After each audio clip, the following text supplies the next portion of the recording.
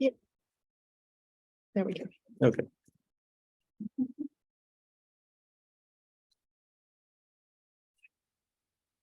View panel. Okay. So now that this is being saved for posterity, I'll go on. A common answer to this question, why do we trust it? Why do we have faith in it? Is, I think, summed up very nicely by Steve Carlip in a really wonderful review paper he wrote of black hole thermodynamics back in 2014. The Hawking temperature and the Bekenstein-Hawking entropy have been derived in so many independent ways in different settings and with different assumptions that it seems extraordinarily unlikely that they are not real. Now, the philosopher's ears prick up at this because this is consilience, right? This is, that most wonderful and powerful of all epistemic tools. How can we not have faith that this is right when we have such powerful consilient evidence in favor of it? Well, we'll get to that. But before moving on, I want to pause for a minute to remark on the fact that it really is one of the most fascinating aspects of Hawking radiation from a foundational point of view, that the multiplicity and multifariousness of the derivations that are known for it. And as Carlip's remark suggests, they really do differ very radically among themselves with regard to mathematical rigor of the framework, the mathematical characters of the structures they assume, the different regimes in which one has some reason to suspect they may be the derivations will be will be valid if at all. The different types of physical systems and different approximations and idealizations one assumes, the different forms of argument based on different physical principles, all with varying degrees of physical perspicuity and intuitiveness. And in consequence, these different derivations seem to suggest different physical interpretations of Hawking radiation itself, both for its origin and for its physical character. It really does seem as though we are spoiled for choice. Let's try and get a grip on exactly how spoiled we are. Now, I'm going to sketch a picture of Hawking radiation. It's as I think said in the abstract, I'm not going to describe any particular derivation because the rough, intuitive ones tend to be, I find, badly misleading in many ways, and the precise, rigorous ones are too technically demanding given the constraints of this talk. So I'll rather just sketch the basic form of the ingredients any derivation requires and lay out the choices one must make in constructing one. So what is wanted? Well, radiation in some, as characterized in some way or other, radiation of a particular form. What is needed? Well, various necessary assumptions, we'll get to those. What choices do we have to make in order to get there? What exactly is the conclusion? Because we want radiation, but that's a somewhat ambiguous idea. So how exactly are we going to characterize what we end up with? And at the end, how are we going to physically interpret what we have actually done and what we've ended up with? So these are the issues that I will now discuss. So let's first start by looking at the kinds of choices one has to make. So let's put ourselves in the frame of mind of a theoretical physicist who wants to derive Hawking radiation. We have to start by making some choices. Let's start by thinking about the choices we make about space-time. One likes about sticking to GR just for the purposes of expositional simplicity.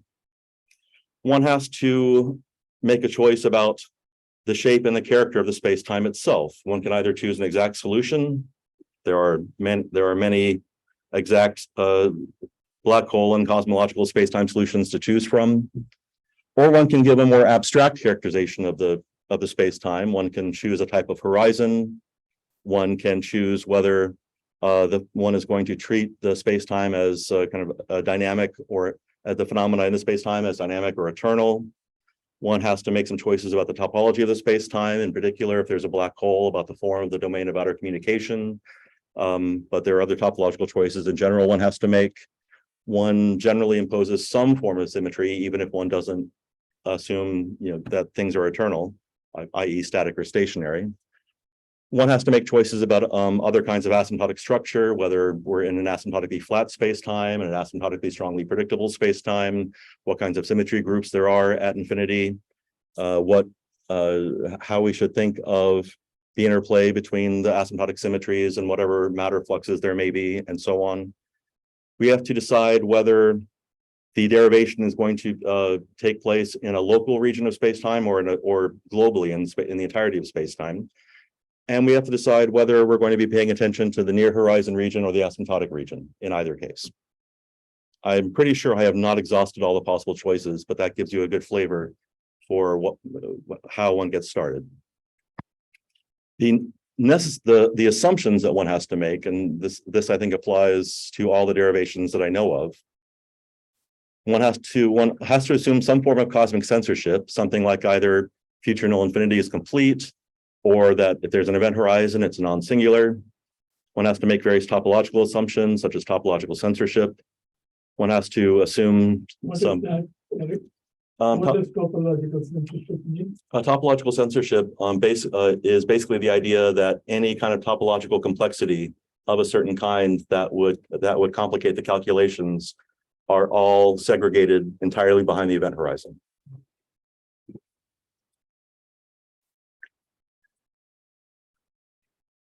One has to assume some causality conditions. Usually one just assumes chronology, no closed time-like curves. One has to make some stability assumptions, like small perturbations don't destroy the event horizon. And one has to make some assumptions about asymptotic behavior and structure. There are such things as almost conserved quantities, energy fluxes don't contribute too much to curvature asymptotically, that kind of thing. For the matter, for QFT, I'm really blasting through this. I thought this is great. One has to, of course, first choose what one means by QFT, what formulation of QFT one will be working with. So S matrix, algebraic formulation, canonical based on Lagrangian, various mishmashes of holography and the other choices, low energy quantum gravity, and so on. One has to choose the flavor of the QFT. So one dealing with a scalar field, a vector field, a bosonic field, a fermionic field. Depending on the choices one has made, one might need to choose an eigenbasis. If so, which? Depending on the choices one makes, one might have to choose a state. If so, which? How is one going to characterize it? One always has to make a choice of some boundary conditions somewhere or other on the phenomenon. These are all in the framework of conformal field theory. No, of quantum field theory quite generally. Whatever QFT one decides one is going to use, whatever form of QFT one decides one is going to use. The assumptions, so not all of these assumptions are required for all the different choices of QFT one may make, but most of them are, and so some of them will be relevant for only some choices, some relevant for others, some of them are relevant for all choices. But again, a selection of assumptions one generally has to make. One has to assume that the stress energy tensor operator is in some form or other constructible, or at least one somehow or other that it's available in some form or other to one. One has to usually make some assumptions about the niceness of the state, maybe that it's Hadamard. One has to make usually an iconal approximation, which is you can think of in QFT as analogous to the geometrical optics approximation in electromagnetic theory. One has to make some one has to A combination of assumptions, which gives a different.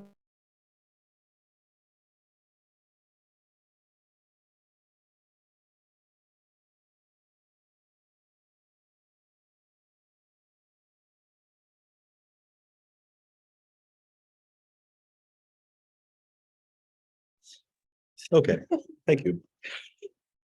Okay, so there is in fact quite a minimal core of assumptions and choices that will get you to Hawking radiation, and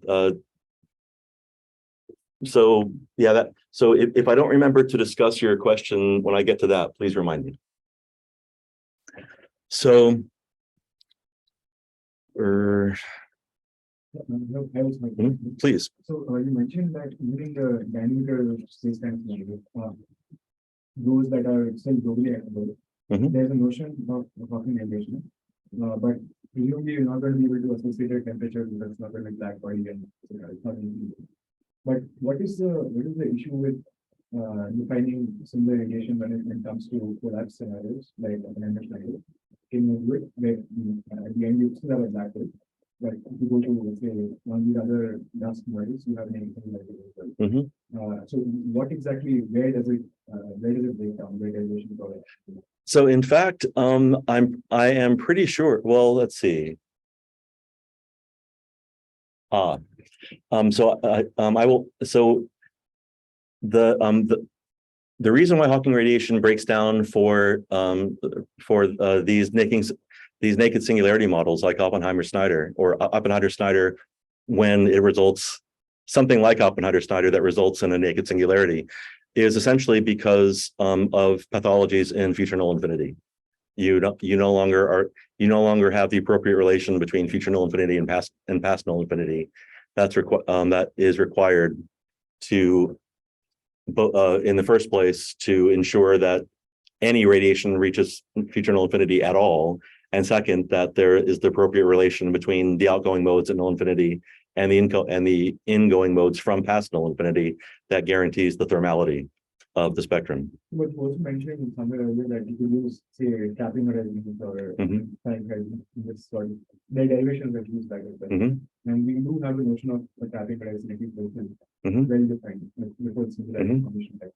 So in that case, is this still not possible? No, in fact, I don't know of any derivations that do this explicitly for naked singularities, but I would strongly suspect that insofar as there are derivations that one can carry through in purely local regions, ignoring all asymptotic structure, and one then doesn't derive an exact thermal spectrum, but something close to it. I strongly suspect that it should be possible to derive something like Hawking radiation even with naked singularities if there are appropriate kinds of trapped surfaces. Right? The naked singularities do not have trapping surfaces. There are some naked singularities that have trapping surfaces. They fall exactly at the singularity condition there. Oh, yeah, Yeah. sure. So, right. So one has to make a choice for both GR and QFT, whether the derivation is going to be in some sense stationary or dynamic. And one has to decide whether one is going to try and take back reaction into account, whether one is going to couple the stress energy content of the quantum field to the classical background geometry. Or I mean, even that one can do in a number of ways. So for instance, in one can try to implement the full machinery of the semi-classical Einstein field equation, but one doesn't in fact even have to do that. One can in some of the tunneling and S-wave derivations, there's a funny way in which the metric is adapted during the derivation to take account of the quote unquote energy loss from all the Hawking radiation, even though one never does anything remotely like solving the semi-classical Einstein field equation. So what we want, radiation. When do we want it? Now. So one has to decide what one means by radiation. So is it going to be, what regime are we in?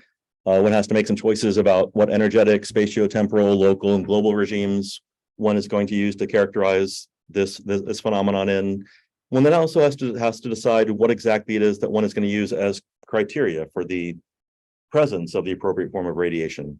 And again, there are many choices. One can try to use something like look at the number operator for the Fock space of the modes of the quantum field. One can look at expectation values of various quantities. One can require the existence of a local or a globally defined state of a certain kind, say, a KMS state with appropriate that's appropriately radiative and not coulombic. One can try to require energy flux with a certain characteristic spectrum. One can require that There are detectors that behave in certain characteristic firing patterns. There are once again many choices to make, even with regard to what conclusion what it is that one wants to draw. So there are now, at a conservative estimate, 1,069,547,534 possible derivations. I don't think anyone has actually tried to do all of them. And I don't know of examples of most of them, but these are in fact the most popular forms. I'm not going to, if you're curious about any of them in particular, you can ask me, but I give you the list just to show you that I'm not even giving you a complete list of all the ones that I found in the literature. These are just the ones that are most popular, and most popular here means that I found 3 or more papers written by different people trying to construct a derivation in this, where these 18 terms refer to various combinations of choices and assumptions when it's made. So there's the S matrix that, a la Hawking's original derivation. There's the pass boundary and in the simplification that Unruh made almost immediately after Hawking's original derivation. There are WKB or S-wave derivations, algebraic, canonical based on Lagrangian, tunneling, anomaly canceling, thermal atmosphere, detector-based, renormalization group, analytic continuation, Euclidean path integral, Lorentzian path integral, low energy quantum gravity, perturbative canonical quantum gravity, perturbative loop quantum gravity, perturbative string theory, and holographic. And again, those are only the 18 most popular ones I found, and I'm sure that I have missed, even given my very weak criterion for for popularity, I'm sure I've missed some. The literature is just enormous, and it's a jungle. So this all leaves us with at least 2 problems to consider. Is this really consilience in any appropriate sense? And how do all the radically different possible choices, assumptions, conclusions, and interpretations square with each other, if they do, if one can make them square with each other? So are we, in fact, really spoiled for choice? I fear the issue may be more that we are spoiled than that we have many equally desirable choices. So this is not, I think, traditional standard consilience in at least 3 ways. The different derivations are all purely theoretical, not deriving from empirical support. This is not a case in which the same equations or relations or models or values of quantities are being derived for a given phenomenon based on different types of interactions among different types of physical systems, as in the classical case of Perrin's derivation of Avogadro's number. This is rather a case in which different physical assumptions are made about what we want to conceive of as the very same class of physical systems and interactions among them. And then calculations and arguments are run in very different conceptual and mathematical frameworks. So given that fact, it seems as though the fact that we have so many different derivations by itself really can't by itself lend any support over and above the support that all of the different frameworks themselves already have. Or perhaps at best we can find, or if we're lucky, perhaps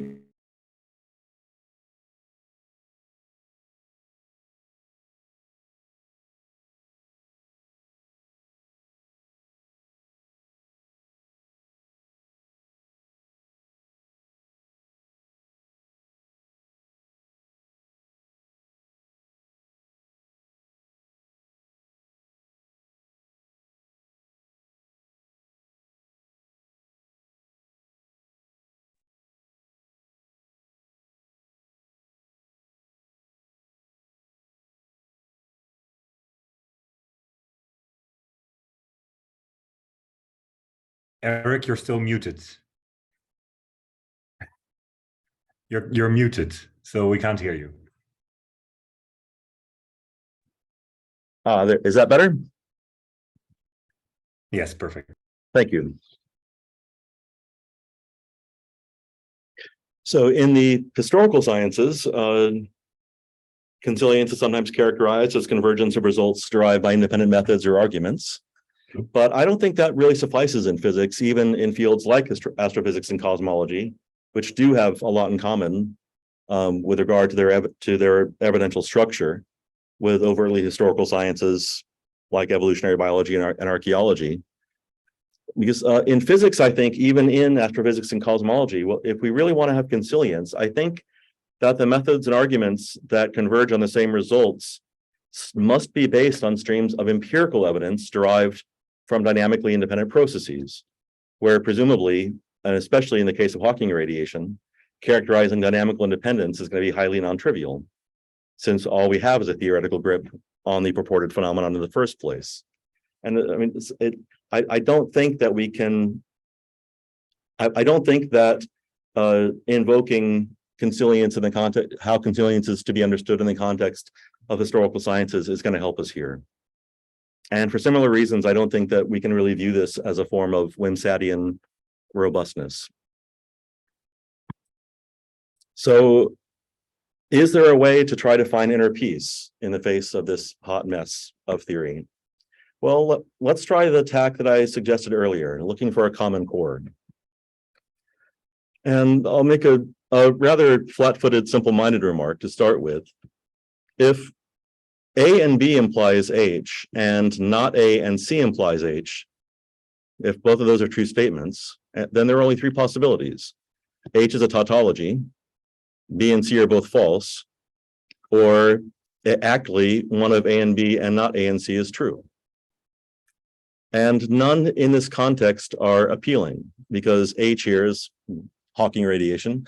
We don't want to say that Hawking radiation is a tautology. That would be not just physically uninteresting, but I think that would pretty much put the nail in the coffin of any attempt to understand QFT on curved space-time and semi-classical gravity as viable physical frameworks.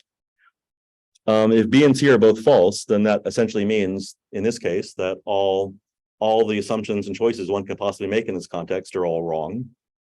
And even if one of B and C, even if one of A and B and not A and C is true, that means the other is false. But that means that only some of the derivations are on the right track and others are not, and we have absolutely no way of knowing which is which. And in any event, that would undermine the idea that the fact that all these different derivations work is supposed to lend the existence of Hawking radiation some confirmatory support. So what I think what is rather wanted is a way to try to construe A and not A in this case, not as strict logical contradictories, but as something like loose ways of expressing similar facts as they appear represented in different regimes, or with one of A as representing the approximation of not A, something like that. Because A and not A in this case might be something as simple as back reaction or not back reaction. Clearly, it would be inappropriate there to construe them as strict logical contradictories in the context of the argument of physical theorizing. We rather want to try and construe one as a kind of limiting approximation as the other in some appropriate sense. So taking this attitude, there are two results in the literature that might give us some hope. So in 2003, Matt Visser showed that one can in fact get by with very, if one wants to derive Hawking radiation or some kind of Hawking effect, something that one wants to recognize as a Hawking effect, one can get by with very basic quantum physics. Basically what one needs is that different observers at different times or in different states of motion or different spatiotemporal locations will see different vacua. And one needs a slowly evolving future apparent horizon, not even an event horizon. That was significantly strengthened in 2011 by Barceló and collaborators, one of whom in fact was also Matt Visser, when they showed that in fact all that's needed is exponential affine peeling between no affine coordinates on future and past null infinities, or at least on if one isn't dealing with an asymptotic derivation, one has to have some kind of future null surface and past null surface that are appropriately far away, on which natural affine coordinates have the bear the relation to each other of the exponential that appears in Hawking's original derivation that gives rise to the Planckian spectrum.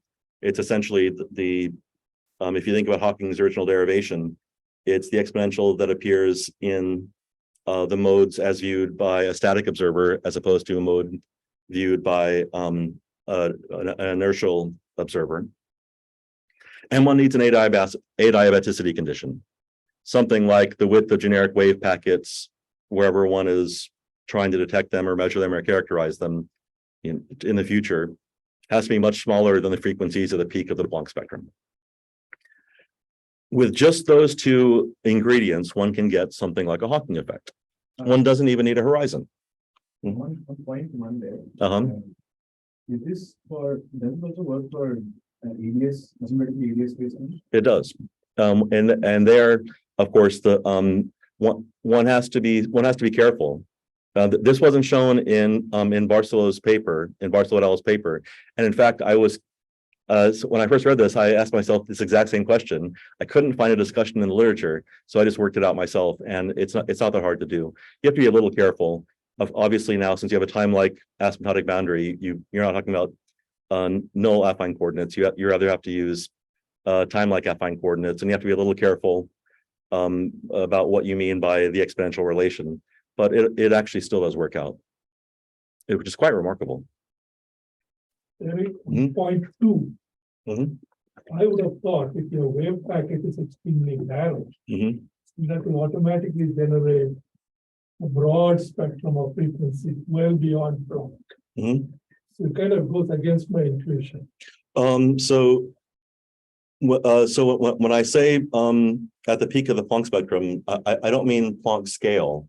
I mean the characteristic Planckian thermal spectrum. Yeah, no, I got that. Okay, good. I got that. Good. But if I use a wave packet that is much shorter Mm-hmm. than 1 over the frequency at the peak, Mm-hmm.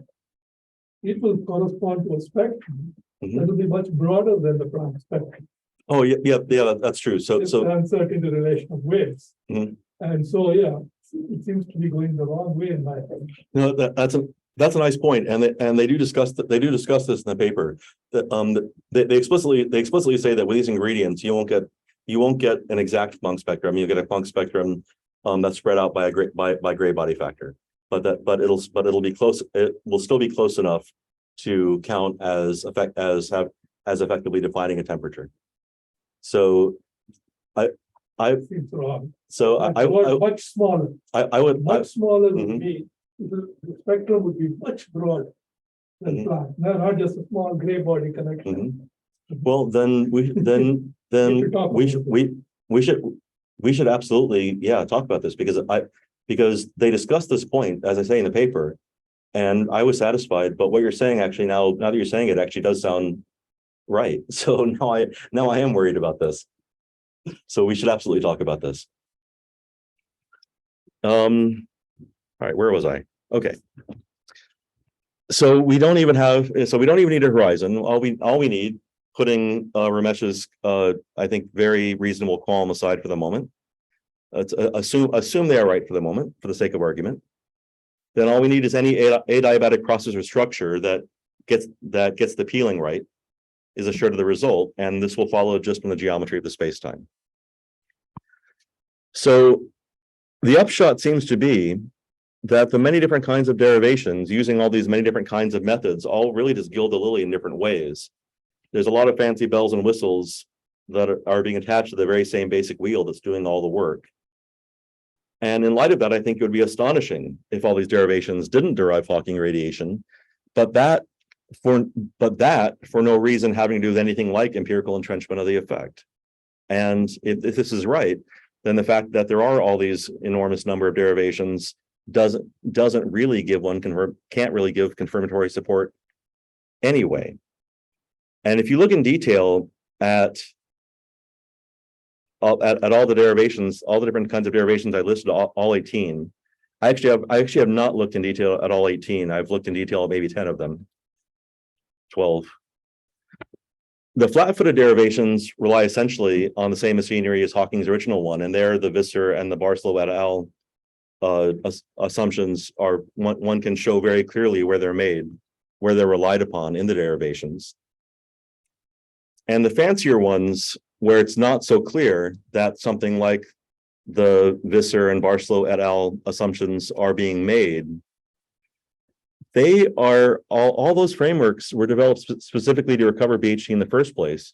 So it would frankly be shocking if they didn't deliver the result. Well, I think that this is really a case of, in some cases, it really does seem straight out gerrymandering. So I still feel that even though there is possibly, keeping Ramesh's qualm in mind, a common core to at least a very large number of the derivations, this still isn't really getting us anywhere, because the common core is so minimal that it seems it may in fact give us confidence that something like Hawking radiation really does appear in the real world, but I don't think it should give us confidence that any of the actual detailed derivations that have been produced are in some sense right in detail. Erik, Mhm, I'll ask the same question Yeah. again from earlier. So let's take the common core mhm, and let's give ourselves freedom to gerrymander stuff. mhm. Can you take this core, gerrymander it, and produce an answer? No Hawking radiation. So you can. You can. And you do that, but essentially by sneaking in an assumption that most people would think of as pathological in some way. So if one is using in a certain precise sense a highly non-local field theory, one will not get Hawking radiation. But even if one has all the other assumptions in place. Okay, But those are the only examples I know of. But I think it's a question that has not received a lot of attention in the literature at all. And I don't know, off the top of my head, I can't think of any examples except for the ones that have what seem on the face of it to be very prima facie implausible assumptions. But I think it's a question that's really worth thinking about more. But even though this common core does seem very, very simple, and it does seem to rely on fairly basic features of quantum field theory and of relativistic space-time geometry, I think there's still the fundamental problem is that we just don't know whether these frameworks are right, because we don't have empirical evidence for them. So we don't know at the end of the day really whether the framework of QFT on curved space-time or semi-classical gravity or perturbative quantum gravity. Let's say that in fact, some of these frameworks are in some sense getting something right about the world, but we don't know enough about them to know whether they have confounders that, for instance, spoil the affine peeling property or spoil our ability to formulate conceptually and representationally and theoretically work with the affine peeling condition or the adiabaticity condition. I cannot say that word. Adiabaticity. Okay, there. So I suggest we should rather try to understand what we do when we derive Hawking radiation as looking for an explicitly articulated mechanism that explains the production of Hawking radiation based on these minimal prerequisites, and witnessing the fact that they can be cogently formulated and appropriately applied. Now, I've already gone a few minutes over the time I'm supposed to speak, so I'm happy to not give you my sermony, preachy, sanctimonious remarks on realism and pragmatism, and just invite you all to ask questions, or else I can give you my sermon on pragmatism and realism.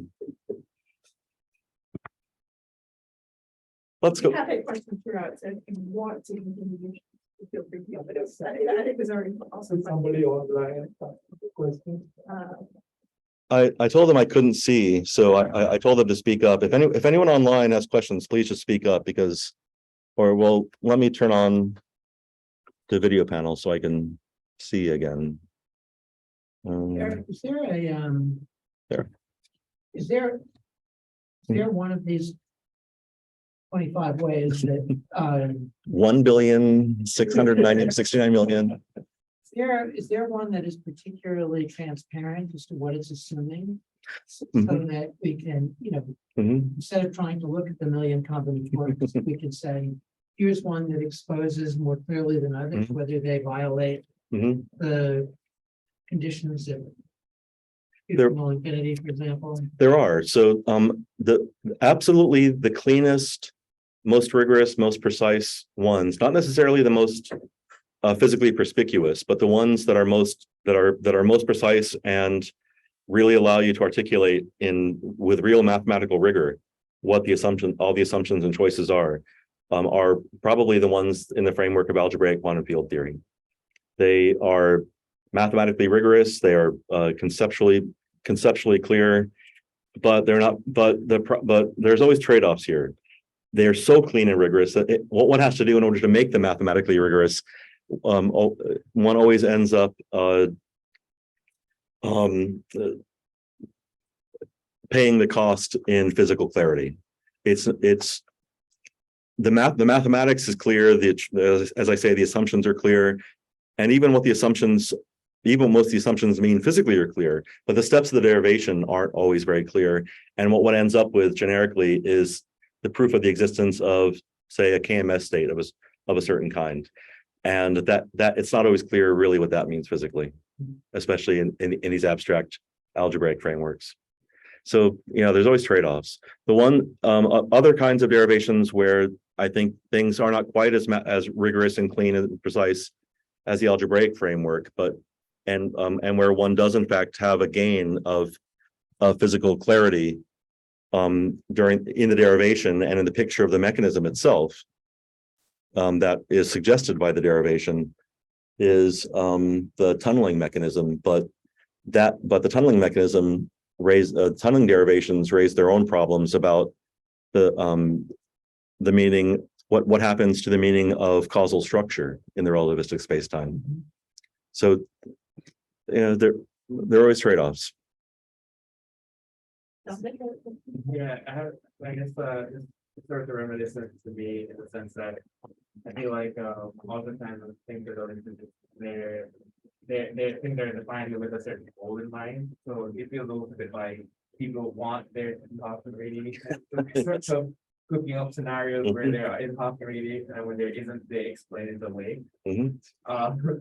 I guess like my question is more of like inclined to would you say that I guess coming up with scenarios where you sort of describe or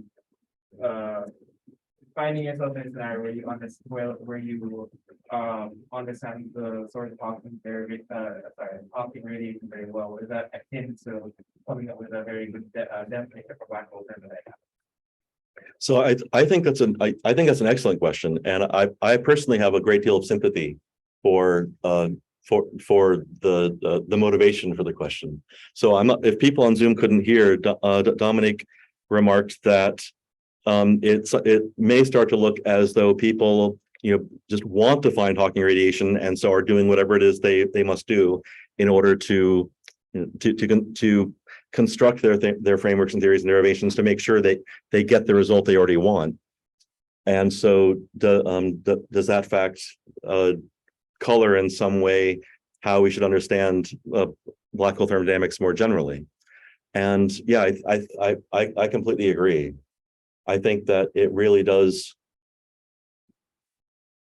I mean, given that most people strenuously argue that in fact we have no reason to take black holes seriously as thermodynamical objects if there isn't Hawking radiation, and since black hole thermodynamics more generally would completely fall apart without Hawking radiation, and since so many theoretical programs in the physics world today are based on the idea of black hole thermodynamics, I think one should not underestimate the socioeconomic pressures of making sure that we, by God, derive Hawking radiation.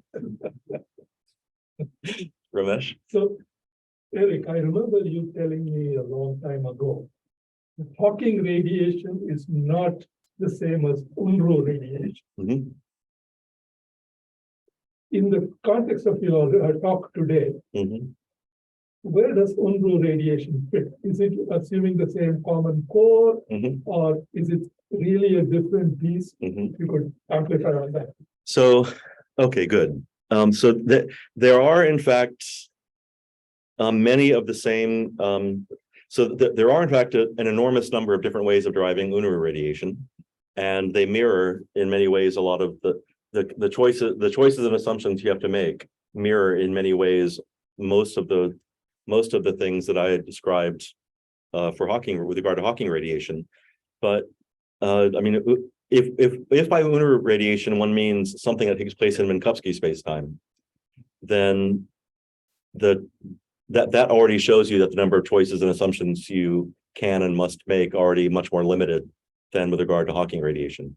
If one is more ecumenical and rather says, well, by Unruh radiation, I just mean any radiation that shows up in any spacetime that is in some way or other attributable to the state of motion of the observer rather than curvature of the curvature of the spacetime, then the situation begins to look much closer to Hawking radiation. But I would still say, this is something that people still, in fact, argue about whether Unruh radiation, what exactly the relationship is between Unruh radiation and Hawking radiation. To my mind, they are different, and they're different for exactly the reason that I just gestured at. One is an effect that's due to the state of motion of the observer. One is an effect that's due to the curvature of the space-time. And many people want to say, equivalence principle, they're the same thing. Well, no, they're not. The equivalence principle can't tell you about curvature. So that's why I think they're different. But as I say, they are. I mean, Unruh, pardon me. Unruh developed the idea in the first place in order to try and simplify and clarify issues surrounding Hawking radiation, and they are very intimately related. And what the exact relation is between them is really a complex and subtle matter. But many of the same issues arise that I've discussed here with Unruh radiation. The big difference being that one might hope that I can at least foresee a future, not too far distant, at least on geological timescales, in which we might be able to really do experiments that could detect Unruh radiation in the laboratory.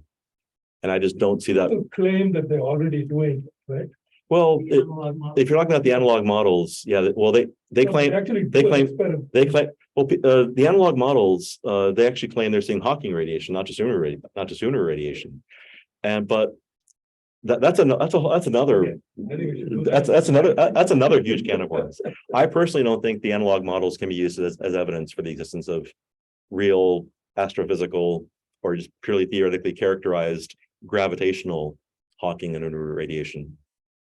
But even with gravitational or accelerative Unruh radiation, from a real quantum field, not just a condensed matter system, I think it's conceivable that we could do experiments that could possibly detect it sometime in the future. But I don't hold out any hope for that in the foreseeable future for Hawking radiation. I'm keeping that in mind. Maybe I don't from radiation. It's kind of interesting because radiation has a similar aspect of that, like exponential to it. But it's not clear to me what the connection is like what the adiabatic constraints on Hawking radiation is. It's not clear to me what the equivalent is for Oh, that's a really nice point. And in fact, there's a sense in which that's a really nice point. There's a sense in which that one doesn't need an adiabaticity condition for Unruh radiation at all. There's a nice paper by I think it's Fredenhagen and Buchholz, who showed that in fact the seeming reliance on the use of the Minkowski vacuum in the standard derivation of Unruh radiation in Minkowski spacetime is illusory. In fact, essentially any well-behaved state that they show, at least in the algebraic framework, will in an asymptotic limit for the Rindler observers, will end up seeing thermalized radiation if you start in almost any well-behaved state, not just the Minkowski vacuum. And so, you really don't need the adiabaticity condition for Unruh effect. That's really nice. Thank you. mentioned for trying to give a consilience type argument in physics that one would want something like a dynamic independence condition. Instead, it's very non-trivial. It should be non-trivial to characterize, but you think you could say a bit more about what we look for, why in this case we would want one, and if there are any scenarios. So, so good, thank you. I think that if one were to try to find or try to identify dynamically independent mechanisms or regimes or processes for deriving Hawking radiation, I think it would have to be something like the following. One would have to try and show that the way that one derives Hawking radiation for, say, a dynamical trapping horizon in a space-time with no global event horizons, and doing a purely local derivation is in some way different enough from derivations at the global on the global asymptotic global derivations that treat that look for radiation asymptotically. What's meant by a different enough? Well, that's what I don't know. That's why I said it would be really, that's why I said I think that this might be really difficult to try and figure out. I don't know what different enough really means. I mean, like in the case of of Perron and in his Brownian motion studies, it was manifestly clear that there were the dynamical processes he was using to probe his his kind of gelatinous liquid filled with little elastic balls that were being bounced around by the molecules, that like all the different mechanisms really were radically different in very clear ways. I don't know how one can try to characterize that here. I'm basically grasping at straws, saying maybe some very clever person like you can try and figure this out. Wait, there is someone in the chat or something in the chat. But I can't see the chat. I am.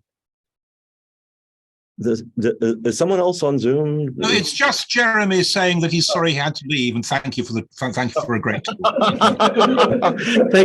Thank you, Mike.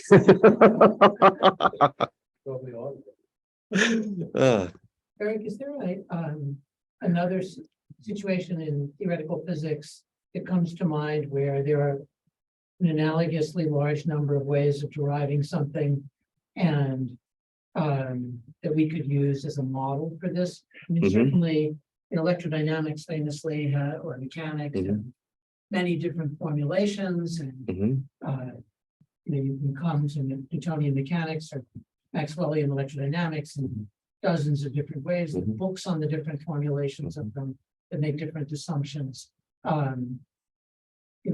Is there something to learn from a parallel multiplicity of derivation paths? That's a really great question, and I think, I'm pretty old-fashioned, and I like empirical data. I like empirical evidence, and it's just not clear to me that looking at a case like the many different ways to formulate Maxwell theory is going to be revealing at all, because the reason why we think these are all ways of formulating the same theory is because they allow us to study the same physical systems and get the same results, that in a way that is verified in the laboratory and verified out in the wild, doing making uncontrolled observations. And that's exactly what we don't have here. It's so, as you said before, Hertz did his experiments with pitch blend and diffraction, refraction, reflection of electromagnetic waves. Could you,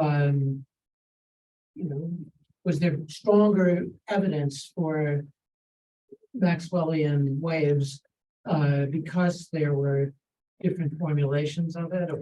Well, at that point, to the best of my knowledge, there were only two formulations of Maxwell theory, but both due to Maxwell himself. And they weren't all that different. One was formulated using quaternions, and one was formulated using what in retrospect we would call the vector calculus, although Maxwell didn't. We had a least action formulation also, right? Yeah, that was in the quaternion Okay. framework. So there was a very clear translation between the two frameworks. Maxwell himself worked out the very clear translation between the two. And here we for most of these frameworks, we don't even have a very good grip on how they map onto each other, or even if they do in appropriate ways.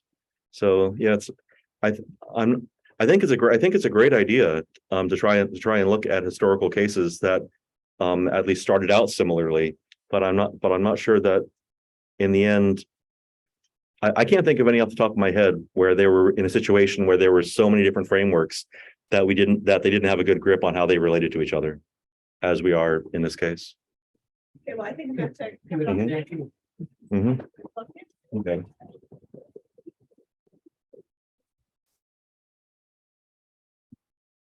Terrific as always, Erik.